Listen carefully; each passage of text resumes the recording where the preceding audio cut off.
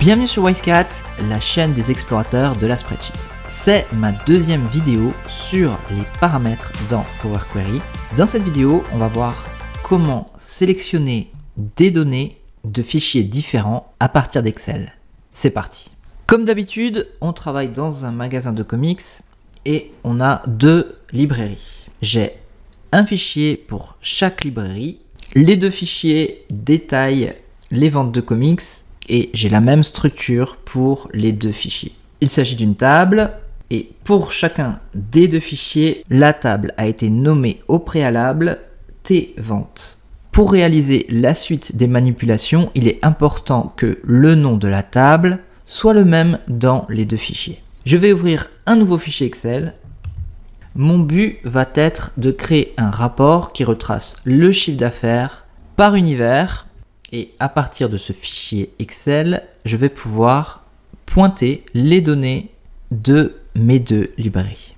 Je vais commencer par importer les données d'un des deux fichiers dans Excel. Pour ça, je vais aller dans Données, Obtenir des données à partir d'un fichier, à partir d'un classeur Excel. Je vais sélectionner ce fichier, je sélectionne ma table et je vais transformer les données. Puisque je veux un rapport par univers, donc je vais aller dans Transformer, Regrouper par, je veux un regroupement par univers, et je souhaite le chiffre d'affaires, donc je vais appeler cette colonne CA, l'opération est la somme de la colonne des prix. Ok. Voilà mon rapport. Je vais aller dans Accueil, Fermer et charger, Fermer et charger dans. Je vais sélectionner Tableau et je vais positionner ce rapport, par exemple ici. Voilà pour la première étape. Deuxième étape, je vais aller rechercher l'adresse du fichier. Mon premier fichier se trouve ici. Je fais un clic droit. Propriété, et dans sécurité, je retrouve l'adresse du fichier. Je vais simplement la copier et je vais la coller par exemple ici. Je vais faire la même opération pour mon autre fichier. Clic droit, propriété, sécurité.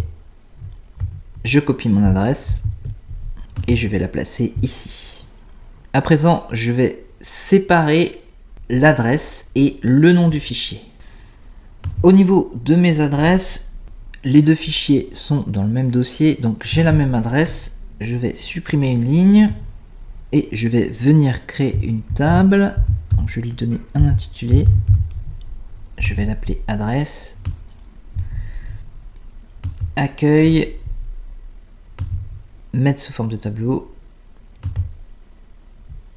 J'ai un en-tête et je vais nommer cette table T adresse. Je vais créer une deuxième table qui va comporter une liste déroulante avec le nom de mes fichiers. Je vais venir placer ma liste déroulante ici par exemple, données, validation des données, autoriser une liste. Mes noms de fichiers sont ici. Ok. J'ai bien ma liste déroulante. À nouveau, je vais venir créer une table.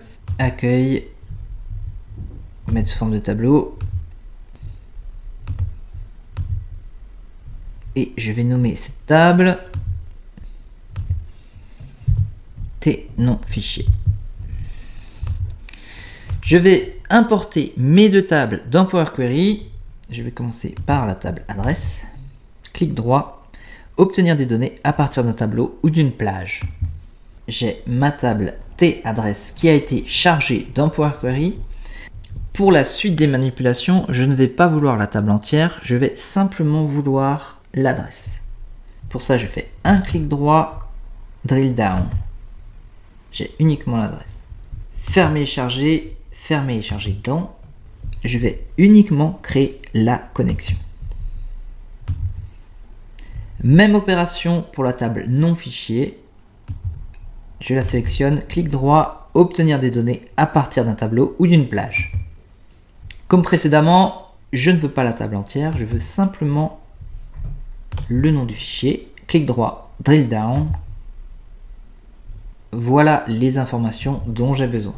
Je vais retourner dans mon rapport. Ce que je souhaite, c'est modifier la source des données pour pouvoir pointer l'un des deux fichiers. Pour ça, je dois modifier la source. Au niveau d'étape appliquée, je sélectionne source et je vais venir modifier le code M. On peut voir ici qu'il a été codé avec une valeur statique.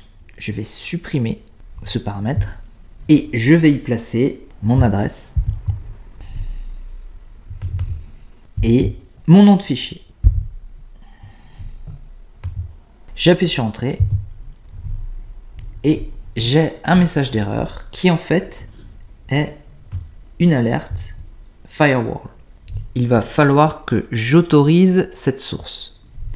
Pour ça, je vais aller dans Fichier, Options et paramètres, Options de requête, Confidentialité, ignorer les niveaux de confidentialité et potentiellement améliorer les performances. OK. J'actualise ma requête et a priori, ça marche. Fermer et charger. Je vais sélectionner Vente Dream. J'actualise et mes données ont bien été actualisées.